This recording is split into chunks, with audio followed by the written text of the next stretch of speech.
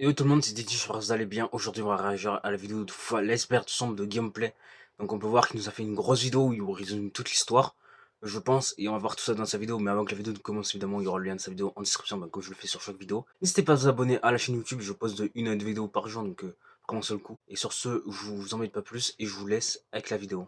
Ces derniers temps, la célébrité en tête d'affiche se nomme Guillaume Play, ancien animateur radio devenu créateur de contenu. Cette personne a connu de nombreux scandales durant sa carrière, des scandales qu'il a tenté de faire oublier en se relançant sur les réseaux sociaux, en changeant de format, en changeant d'image. Alors aujourd'hui, on va retracer tous les scandales de Guillaume Play en utilisant le format qu'est l'iceberg pour plonger et découvrir qui est réellement Guillaume Play. Avant de commencer, une précision essentielle, tout ce qu'on va citer dans cette vidéo est sourcé et je vous demanderai, malgré tous les scandales qu'on va voir aujourd'hui, d'être respectueux dans l'espace commentaire. Alors si vous êtes prêts, que vous êtes bien installés, on peut Ouais, commencer. toujours Mais être avant, respectueux, c'est très très important.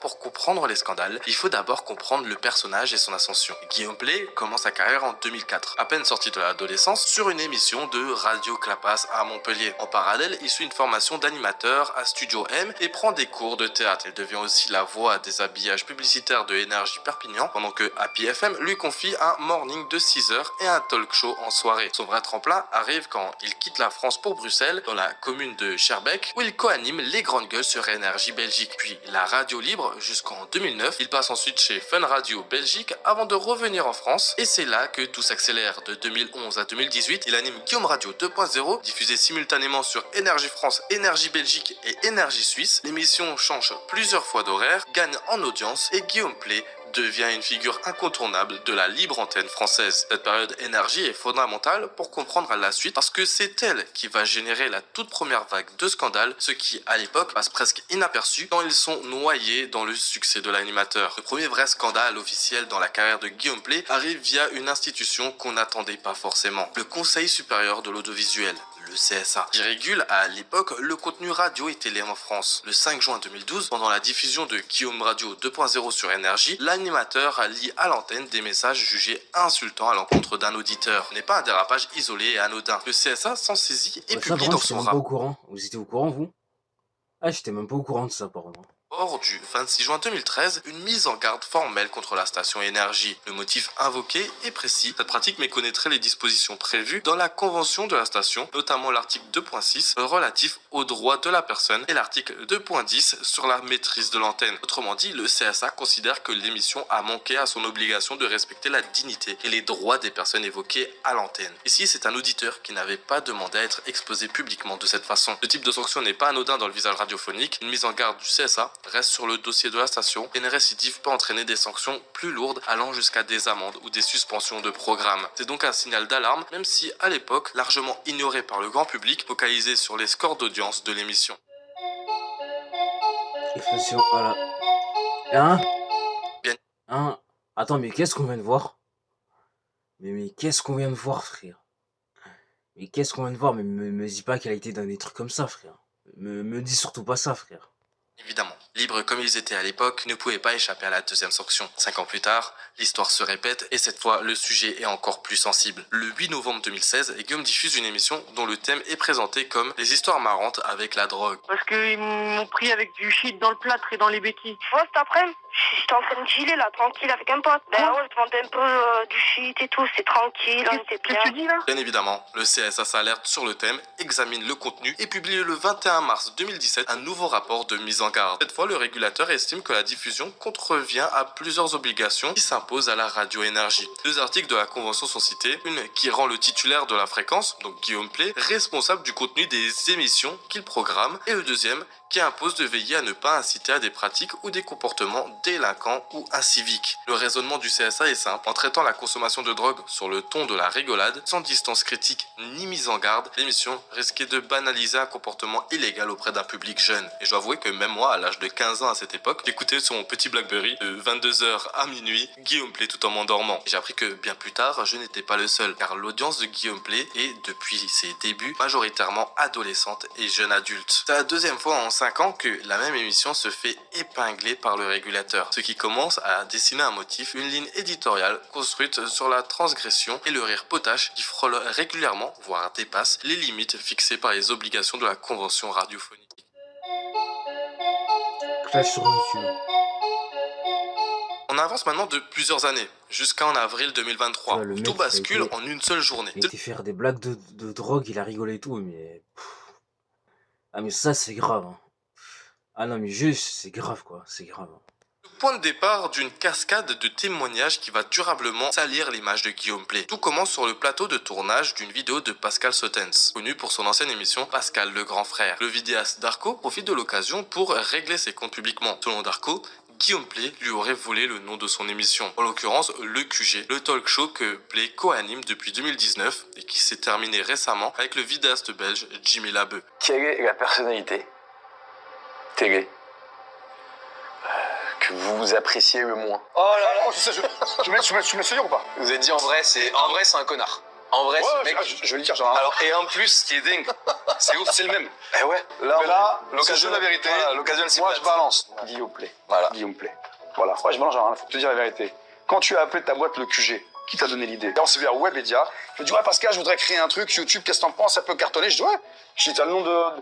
Je cherche un nom. Je dis, tu sais quoi? Je dis, moi, j'ai appelé ma société le QG Training. Et je dis, tu sais, le QG, l'avantage, c'est que voilà, c'est quartier général, c'est là où tout le monde se réunit. C'est pas mal. Et je dis, ouais, c'est pas mal, ouais, j'avoue, vas-y, je vais réfléchir. Il migrave bien. Ouais, c'est pas bien, ouais. J'aime bien. Ouais, c'est vrai. Et donc, du coup, il y avait ça, et il devait m'inviter à plusieurs reprises. Ouais, je t'inviterai. Il m'a jamais invité déjà, donc parle pas pour rien. Et puis, il a carotté aussi mon collègue. Toujours selon Darko, Play n'aurait Ah, pas mais- non plus tenu une frère. promesse. Ah non, mais... Bon, après, vous savez ce qu'on pense, mais... Non, mais oui, c'est un malade, hein, c'est un malade. Il devait inviter Pascal le grand frère pour jamais l'inviter, mais... Mais frère, c'est qui celui-là? Celle de l'invité sur le plateau de son propre QG. La vidéo dans laquelle ces accusations sont formulées s'affiche rapidement dans la tendance YouTube. Elle dépasse plus de 400 000 vues en très peu de temps, un signe que le sujet Guillaume Play intéresse déjà bien au-delà de son public habituel. Et le même jour, sur le même plateau de tournage, un deuxième témoignage tombe. Et celui-ci touche à quelque chose de plus personnel et de plus grave qu'un désaccord sur un nom d'émission. Jean-Marc Nichanian, alias JM, a été l'assistant de Guillaume Play, à l'époque où celui-ci travaillait sur Énergie. Il révèle avoir été mis à l'écart par son ancien patron dans une circonstance particulière. Au lendemain de l'enterrement de sa propre grand-mère, jour où il ne s'était pas rendu au travail, alors même précise-t-il qu'il avait prévenu de son absence à l'avance. Toi, t'as travaillé avec lui à radio, non? J'ai travaillé énormément d'années Longtemps. avec lui, ouais, longtemps, j'étais son bras droit. En gros, tu vois, j'ai dû me rendre à un enterrement. Voilà. C'était la grand-mère. C'était la grand-mère. Paix à son âme, madame. Et du coup, je dois me rendre à un enterrement le jeudi. Tu vois, le vendredi, on a une émission de télé. Donc, juste le lendemain. Je lui dis, écoute, le lendemain, je peux pas être là parce que j'ai pas la tête à ça. Tu vois, c'est premier décès assez proche. Et le lundi, je retourne à la radio et il me dit, tu vas être écarté de l'émission de télé pour ne pas être venu après l'enterrement. Et du coup, j'ai fait pardon. J'ai serré la main, j'ai dit, on n'a pas le sens, on n'a pas les mêmes valeurs de la vie. Merci, au revoir. 2 mois après, je le quittais. Merci, au revoir. Ce témoignage marque un tournant dans la nature des Mais frère, mais c'est un bâtard. Ah, mais frère, faut dire les termes, c'est un bâtard, hein.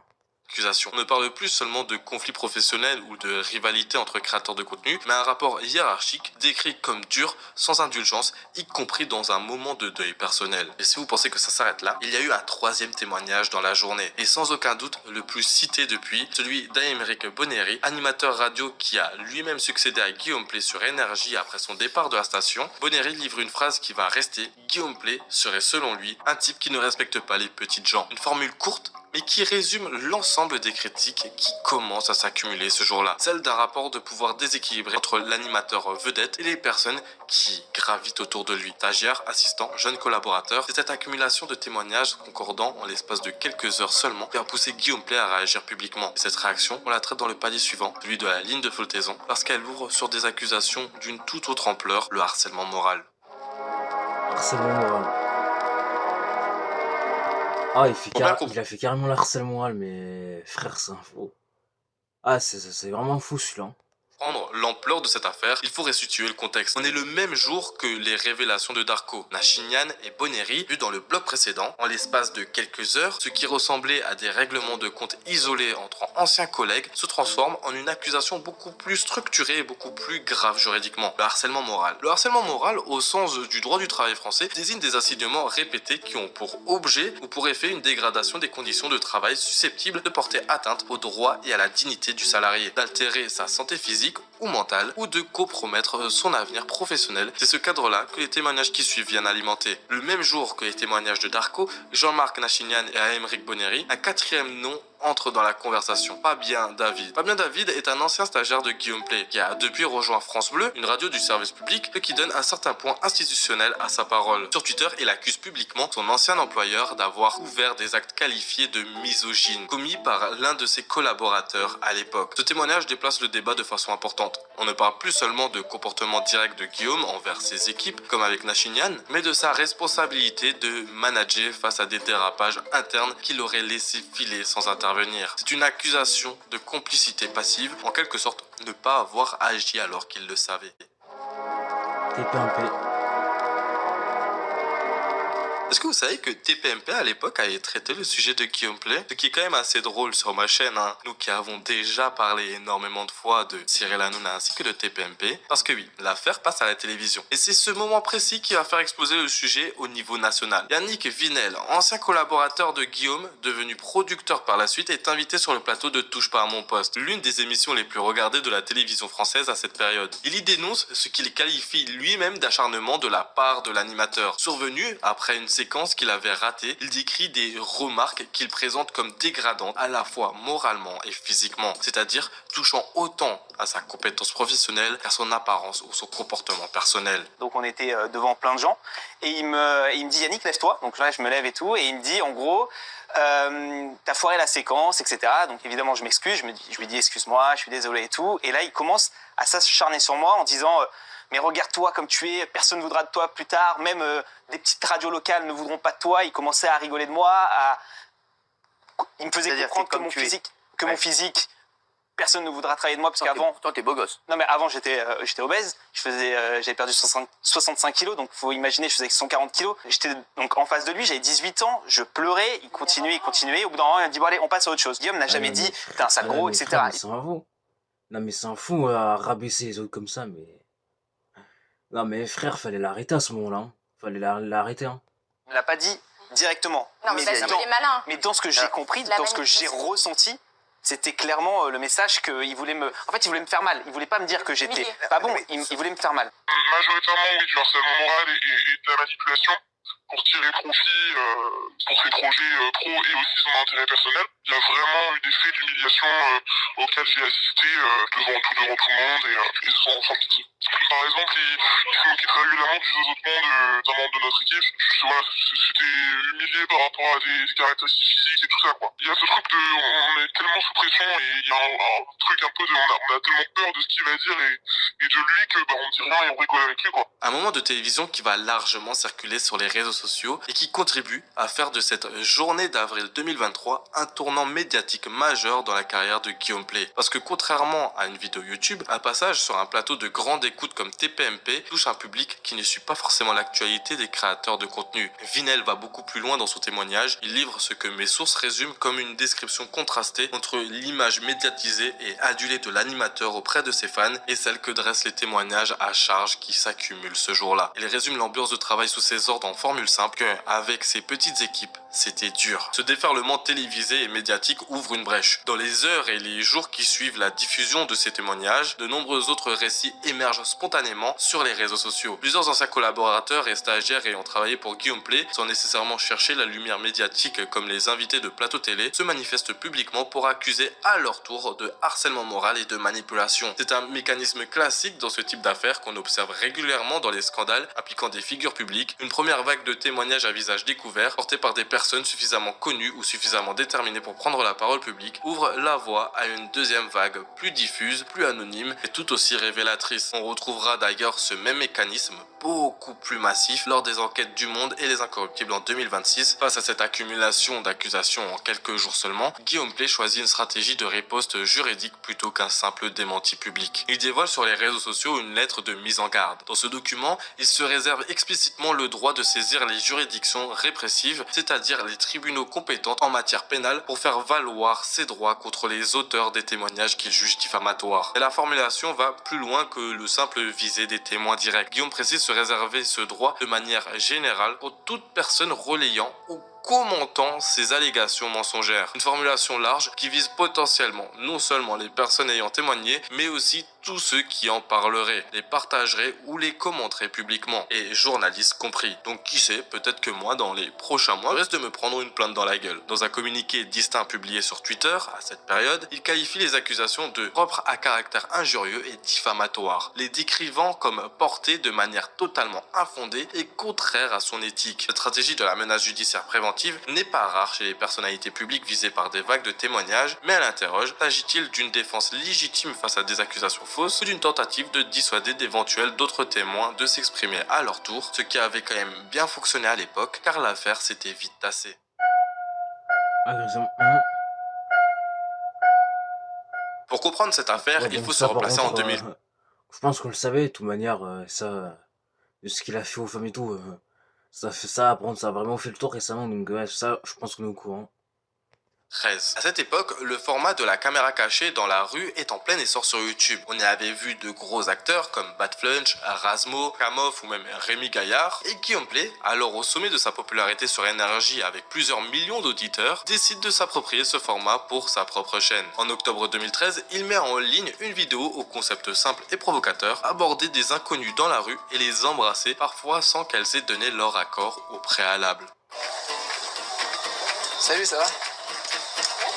Ça va? Je peux te poser 3 questions ou pas? Ouais, vas-y. Mais t'as un copain? Ouais. Ouais? T'as un copain? Ouais. Donc déjà, le mec, il va voir une meuf, il demande est-ce que je peux te poser 3 questions? Ok, la meuf lui dit ouais, vas-y, et déjà, elle lui demande si il a un mec, mais frère, mais c'est un niqué, lui. Ah non, mais lui, c'est vraiment niqué. Et tu me trouves comment sinon? Faire ça? Comment ça, je te trouve comment? Je sais pas, tu me trouves comment? Ça va? Enfin, pourquoi tu m'embrasses pas? Parce que j'ai un copain, quoi. Bah, c'est pas grave, un petit bisou, une petite fiche. Comment ça, un petit bisou? Ah, fais-moi un petit. J'ai un copain, j'ai pas d'aller à la mettre. Pourquoi tu m'embrasses pas? Parce que je t'embrasse pas, t'es fou, toi. Tu te pris pour qui? C'est bon, ça va. Mais dégage! Ça va, c'est bon. Voilà, ça, c'est bien. T'inquiète, ça va, c'est un bisou là. Ça, Bismillah, c'est là. bien, les mecs comme ça, effectivement, faut les repousser comme ça. La vidéo devient rapidement virale, cumulant un nombre de vues considérable pour l'époque et suscite une indignation immédiate chez une partie du public et de la presse. Et dites-vous, c'est à ce moment-là que j'ai pété un câble, parce que, frère, ça y est, le mec s'en fout. Il y a pas à agresser les femmes comme ça, frère. Magazine féminin Mademoiselle publie un article dont le titre ne fait pas dans la nuance. Guillaume Play, l'agresseur aux millions de vues. La rédaction y voit des actes assimilables à de l'agression S et alerte sur le risque de la banalisation du harcèlement de rue auprès d'un public jeune. Et a rappelé que, quand même, l'audience de Guillaume Play à cette époque est composée majoritairement d'adolescents et de jeunes adultes. Mais Ça, comme c'est à vrai. l'époque, Imagine, t'as des gosses qui regardent une vidéo de gameplay, donc ils veulent regarder une vidéo de gameplay, et là d'un coup ils tombent sur ce genre de vidéo, ils regardent ce genre de vidéo, et c'est grave parce que du coup il y a des gosses, ils ont pas conscience de beaucoup de trucs, et ils vont vouloir faire la même chose que gameplay, et ça c'est très grave. Ah, vraiment banaliser ce genre de choses, moi je trouve ça vraiment très grave. qu'il y avait beaucoup moins de personnes sur les réseaux sociaux et on ne connaissait pas encore TikTok ainsi que les réels Instagram, donc l'information n'allait pas aussi rapidement que maintenant et que surtout les plus jeunes ne lisent absolument pas les articles de presse, cette vidéo est vite devenue une banalité. Ce qui est fou, c'est qu'aucune plainte n'est déposée dans cette affaire, ce qui signifie qu'aucune procédure judiciaire n'a permis de qualifier juridiquement ces actes. Guillaume Play se défend en expliquant qu'il s'agissait d'une parodie de caméra cachée à l'américaine, pas destinée à être diffusée telle quelle, une défense qui minimise la portée du geste en le revoyant à un registre de fiction ou de second degré. Il est à noter que cette polémique en 2013, malgré sa faible ampleur médiatique, n'a pas empêché Guillaume Play de poursuivre sa carrière sur Énergie jusqu'en 2016, ni de rebondir ensuite sur M6, Canal+, puis YouTube avec le succès qu'on lui connaît aujourd'hui. On vient de voir deux affaires qui datent respectivement de 2013 et 2023, les baisers volés et le harcèlement moral. Deux polémiques fortes mais qui reposaient sur des témoignages isolés, des vidéos virales, des sorties sur des plateaux télé. Mais maintenant on change complètement d'échelle avec ce bloc. On est en 2026 et cette fois-ci ce ne sont plus des créateurs de contenu qui règlent leur compte sur YouTube, ce sont deux rédactions entières, Le Monde et Les Inrecuptibles, qui mènent des enquêtes journalistiques structurées sur plusieurs mois. Politique. Pour comprendre cette enquête, il faut comprendre le chemin parcouru par la légende depuis sa création. Bon, politique, c'est pas ce que je vais me parler sur YouTube. Je pense qu'il y en a, ils le savent, mais après, je pense que pour Guillaume Play, je peux pas parler. Je pense que pour Guillaume Play, on est bien obligé de passer par là, quoi. En 2020, le média est devenu au fil des années l'un des podcasts les plus suivis de France, recevant aussi bien des rappeurs que des chefs d'entreprise et des figures politiques. Une fortune personnelle estimée à plus de 70 millions d'euros est associée à Guillaume Play, ce qui le placerait parmi les animateurs les plus fortunés de sa génération. C'est cette réussite spectaculaire et l'influence grandissante de légendes sur le débat public, notamment à l'approche des élections présidentielles de 2027, que pousse Le Monde à enquêter sur les coulisses du média. Le 5 juin 2026, Le Monde publie son enquête sous un titre qui ne cache pas son angle critique. Guillaume Play, visage du média légende entre goût du trash et interview complaisante. Dès le titre, 2 reproches sont formulés. La course au sensationnalisme et l'absence de contradiction face aux invités. Le journal ne cache pas non plus son inquiétude de voir Légende occuper une place importante dans la campagne présidentielle de 2027, étant donné l'audience du média et la nature peu contradictoire de ses entretiens avec les personnalités politiques. Le cœur de l'enquête du Monde porte sur le ton employé par Guillaume Play lors de ses entretiens qualifiés de bienveillants. Plusieurs exemples sont cités. D'abord, une interview de Dieudonné présenté par Légende comme un droit de réponse après une précédente interview d'Elysée Moon. Ensuite, et surtout, l'entretien avec Nicolas Sarkozy, cité par Le Monde comme l'exemple le plus marquant du manque de contradiction. L'ancien président y est interrogé sans que ses propos ne soient véritablement mis à l'épreuve. Point sans doute le plus problématique, Le Monde révèle que le format d'interview de Légende plairait aux personnalités politiques, notamment parce qu'elles disposent, la plupart du temps, d'un droit de regard sur le contenu avant sa publication et de la garantie d'être peu contredite à l'antenne. Cette pratique, si elle est avérée, éloigne fortement des standards du journalisme d'investigation classique où l'interviewé ne contrôle pas le montage final ni le contenu diffusé. Elle transforme l'exercice de l'interview en un outil de communication maîtrisé par l'invité plutôt qu'en un exercice journalistique indépendant. Le Monde recueille aussi le témoignage d'un ex-employé de Légende qui décrit l'ambiance politique du bureau de Guillaume Play dès le lancement du podcast en 2023. Selon elle, des produits dérivés du Rassemblement national côtoyaient sur son bureau des produits liés à l'armée française. L'article précise que Play n'a jamais caché son goût pour tout ce qui touche à l'armée. Ce témoignage vient nourrir les interrogations du Monde sur une possible orientation politique de Légende, malgré une ligne éditoriale présentée officiellement comme neutre et centrée sur le partage plutôt que sur l'opinion. Au-delà du volet éditorial, Le Monde s'attarde longuement sur les pratiques financières de la chaîne. L'enquête pointe une confusion des gens jugés dangereuses, des placements de produits massifs qui ne seraient pas déclarés comme tels aux spectateurs, ce qui contreviendrait aux règles de transparence commerciale qui s'imposent notamment aux créateurs de contenu. Plus troublant encore, le journal révèle un système de monétisation où certains invités anonymes, des personnes lambda venues témoigner de leurs histoires personnelles, auraient été payés jusqu'à 62 000 euros pour apparaître et raconter leur histoire. Une pratique qui interroge sur l'authenticité de certains témoignages diffusés sur la chaîne, jusqu'à témoignage pour raconter une histoire, mais... Ah non, mais là, c'est plus que trop. Ah non, mais là, c'est juste plus que trop, là. Rémunéré à un tel niveau perd en partie de sa valeur et de sa sincérité spontanée. C'est aussi dans cette enquête de juin 2026 que germent les premières accusations qui vont ensuite exploser en août avec les Inrecuptibles. Le Monde note que l'équipe de Légende serait majoritairement masculine et que le programme transpire l'ambiance de vestiaire. Une formule qui sera reprise dans plusieurs articles ultérieurs. Il est question dans cette même enquête de tentatives d'entretien sans consentement et d'une main posée sur la cuisse d'une employée. Ces éléments encore limités en juin vont être largement développés et confirmé par des témoignages supplémentaires dans l'enquête des Inrecuptibles 2 mois plus tard. Racisme. Et c'est maintenant où on vient à l'enquête Ah. des Inrecuptibles ainsi que celle de DPZ. Un peu plus d'un mois après la publication de l'enquête du Monde, l'affaire connaît un nouveau tournant, cette fois porté par un acteur inattendu, un youtubeur indépendant. Le 2 août 2026, le youtubeur toulousain TPZ publie une enquête vidéo d'1 heure sur les activités de la chaîne Légende et le comportement de son animateur. La vidéo s'affiche rapidement dans les tendances, mais elle est suspendue seulement quelques heures après sa publication, officiellement pour une question de droit d'auteur. Selon la dépêche, cette suppression ferait suite à une demande de censure émanante d'un proche collaborateur de Guillaume Play, une information qui, si elle est avérée, suggérerait une tentative d'étouffer l'enquête avant qu'elle ne prenne trop d'ampleur. Ok, l'équipe de Guillaume Play a fait supprimer la première version de l'enquête que vous regardez dans la nuit qui a suivi sa mise en ligne à 5h40 plus précisément, et nous étions aux portes des 100 000 vues déjà. Pourquoi? Parce que Romain Lannéry, qui n'est pas directement concerné par elle, fait tout de même partie de l'écosystème autour de Guillaume, qui est le sujet de l'enquête. Et il a revendiqué, via les signalements YouTube, un très court extrait de sa vidéo avec le PDG de Total Energy,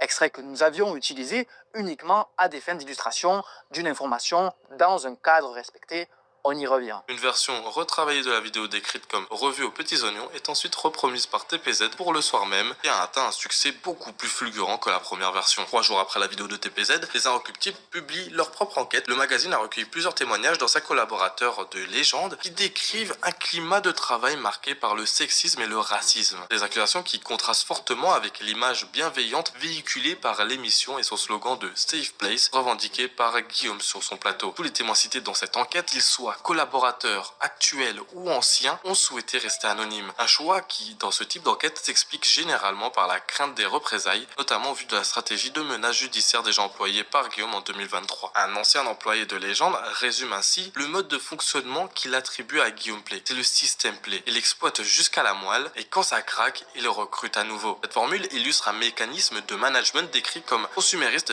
vis-à-vis des équipes, pousser les collaborateurs à leur limite jusqu'au burn-out avant de simplement les remplacer plutôt que d'adapter la charge de travail. Ce même témoin évoque des messages professionnels envoyés à n'importe quelle heure du jour ou de la nuit, illustrant une absence de frontières entre vie professionnelle et vie privée pour les équipes de légende. L'élément le plus choquant de cette enquête concerne le racisme au sein de la rédaction. Un ex-employé de légende témoigne de l'existence d'une compétition informelle intitulée « Qui sera le plus raciste ?», qui trônait au beau milieu de l'open space du média. Guillaume Play n'y participait pas directement, mais il encourageait ce concours en incitant ses employés à partager les blagues les plus racistes possibles. Les Inrock recueillent aussi le témoignage direct d'une ancienne employée qui raconte un geste déplacé de la part de Guillaume Play à son égard. Il aurait posé sa main sur sa cuisse sans son consentement dans un contexte où d'autres personnes étaient présentes. Selon son récit, il ne semblait pas se cacher comme s'il se sentait... Le détraqué. Alors le détraqué. Il pose la main sur... Ah vas-y, mais c'est vraiment fou, c'est vraiment fou. Un détraqué. Un détraqué.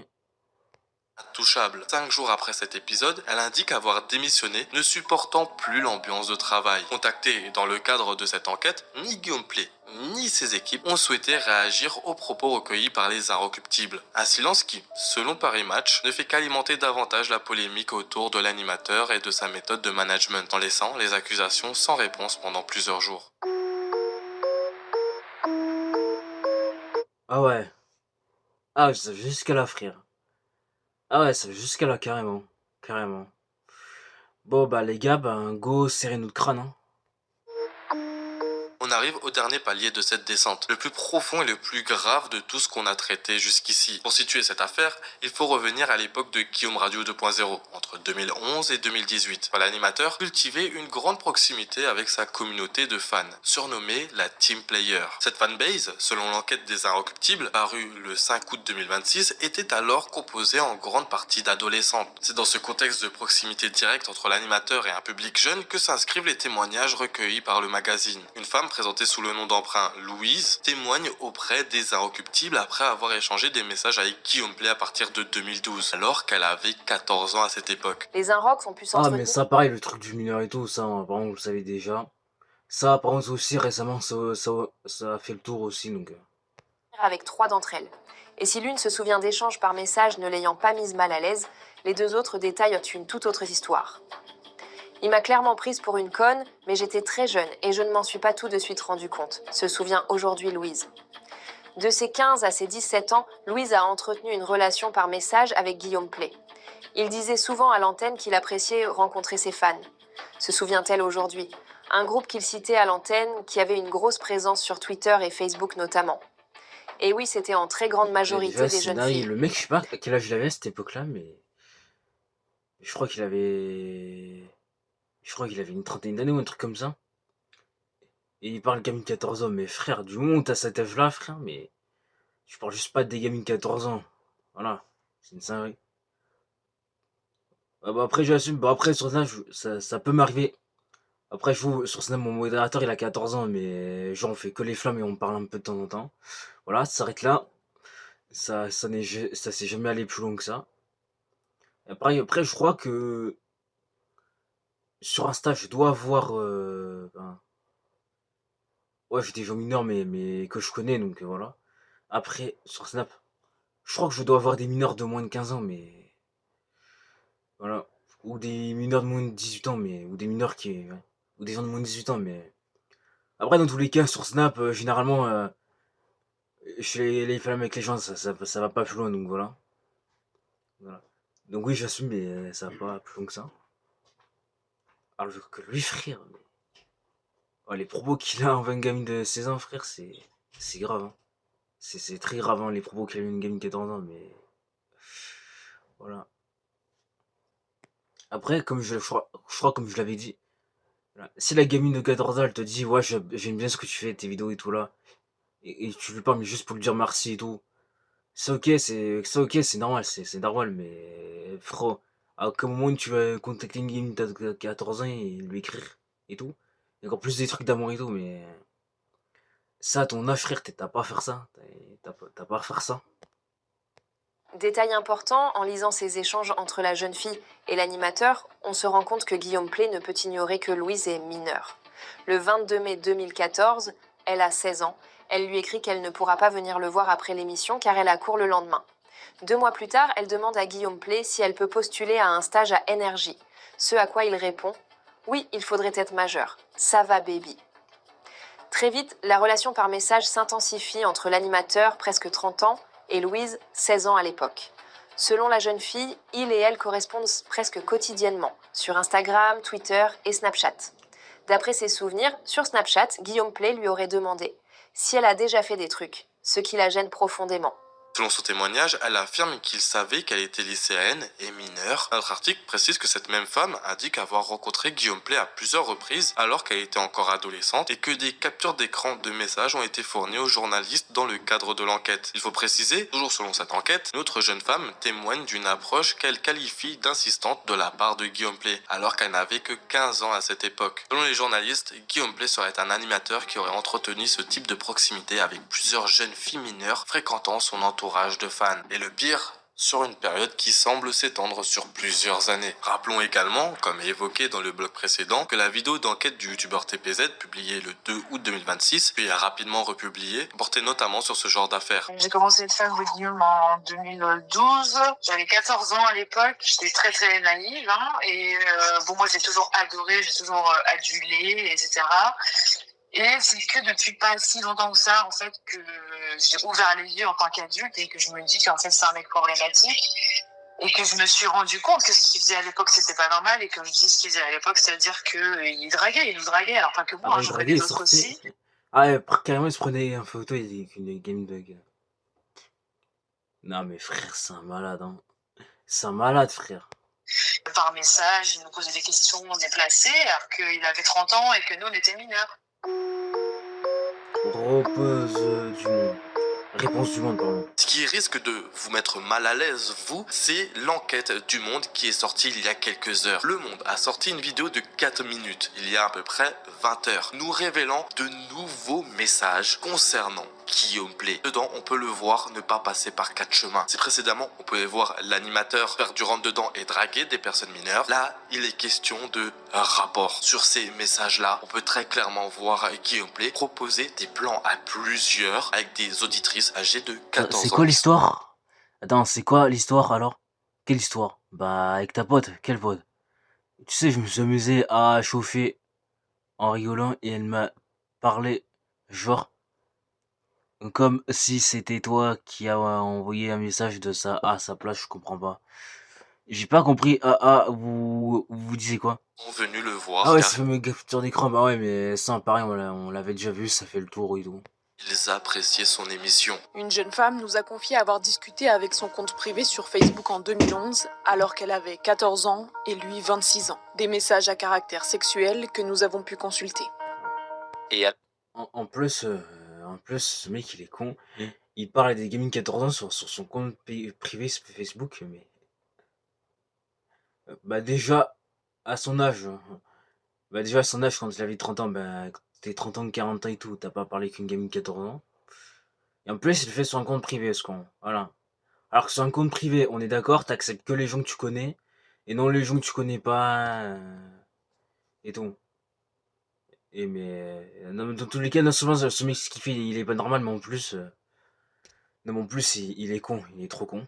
Alors, je suis pas trop vieux pour toi? Et moi, je suis pas trop jeune? Moi, je m'en fous, je te pécho. Je lui ai dit, je veux faire un plan à 3 avec vous deux. Aujourd'hui, Le Monde a reçu un nouveau témoignage rapportant des messages datés de 2011. La jeune femme n'a pas pris la parole publiquement jusqu'ici et souhaite rester anonyme. Elle nous a montré toute la conversation qu'elle a eue avec le compte Facebook privé de Guillaume Play. Elle est alors âgée de 14 ans, lui a 26 ans, il est animateur sur Énergie et elle est fan de l'émission. Le premier message est un smiley envoyé par Guillaume Play. Puis, la conversation tourne autour de l'idée de se rencontrer après l'émission d'Énergie, comme beaucoup de fans le faisaient à cette époque. Guillaume Play évoque, dès les premiers messages, le jeune âge de cette fan. T'es un peu jeune, non? Peut-être, disons que je suis mature. Ben, on verra quand on se verra. Et quoi, tu vas me faire du rentre-dedans? Pas forcément. Ah bah c'est que t'es trop jeune alors. La jeune femme vient finalement dans les studios de Énergie et remercie l'animateur par message. Merci pour tout à l'heure. Bah de rien, content de t'avoir vu en tout cas. De même. T'es aussi mignonne qu'en photo. Moi j'avais la tête dans le cul là. Et alors, je suis pas trop vieux pour toi? Et moi, je suis pas trop jeune? Moi je m'en fous, je te pécho. 2 jours plus tard, la conversation continue. C'est quoi l'histoire? Quelle histoire? Bah avec ta pote. Quelle pote? Tu sais, je me suis amusé à chauffer en rigolant et elle m'a parlé genre comme si c'était toi qui envoyais un message à sa place.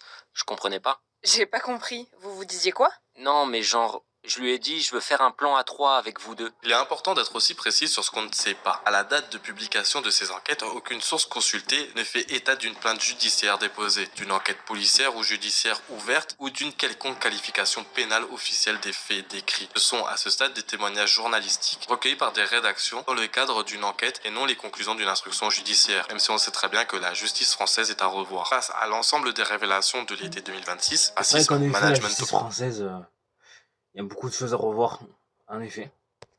et échange avec des mineurs, Guillaume Play sort du silence le 7 août 2026 dans un communiqué relayé par Paris Match. Il affirme qu'aucun propos raciste, sexiste ou inapproprié n'est toléré au sein de Légende, même sous couvert d'humour potache, et ajoute Ouais, mais pourtant, il y a eu ça quand même, hein.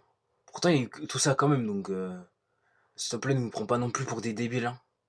que si des comportements inappropriés ont eu lieu par le passé, ils ont fait l'objet de sanctions comme il se doit. Et il tient aussi une formule qui a été largement reprise dans la presse. Ce qui était peut-être acceptable à l'époque ne l'est plus. Une phrase qui peut se lire de 2 façons différentes selon l'interprétation qu'on lui donne, soit comme une reconnaissance implicite que certains comportements passés poseraient problème avec le regard d'aujourd'hui, soit comme une manière de relativiser leur gravité en les remplaçant dans une autre époque. Il précise ne pas chercher à effacer le passé, mais dénonce dans le même temps qu'il appelle à une volonté manifeste de nuire. On vient de descendre tout en bas de l'iceberg Guillaume Play à travers 4 blocs et 11 affaires distinctes, 2 avertissements du CSA, 3 témoignages de rivalité professionnelle, une affaire de harcèlement moral, une affaire de baiser non consenti, 2 enquêtes journalistiques majeures sur le fonctionnement de Légende et des témoignages sur des échanges avec des mineurs. Une précision pour terminer, parce qu'elle vaut pour l'ensemble de cette vidéo, le niveau de certitude n'est pas le même pour chacune de ces affaires. Les avertissements du CSA sont des faits administratifs établis, l'affaire des baisers volés repose sur une vidéo publique, les enquêtes de 2026 en revanche repose en grande partie sur des témoignages anonymes que Guillaume Play conteste en partie et qui n'ont pas, à notre connaissance, donné lieu à une procédure judiciaire car l'affaire est encore en cours. Ce n'est pas à nous de trancher à la place de la justice, on peut simplement donner notre avis tant qu'il est respectueux et j'attends de voir ces avis là en commentaire. N'oubliez pas de liker et de vous abonner si ce... En tout cas, bonne vidéo de Foufa, bonne vidéo. En tout cas, il y avait des trucs que je savais, d'autres trucs que je savais pas. Ce qu'il a fait quand même, c'est une dinguerie, c'est grave. C'est très grave, hein. En espérant avoir des nouvelles de l'affaire, en espérant que ce mec-là soit sanctionné. Et bien sanctionné, et puis voilà, quoi, tout simplement. En tout cas, bonne vidéo de Foufa, hein, bonne vidéo.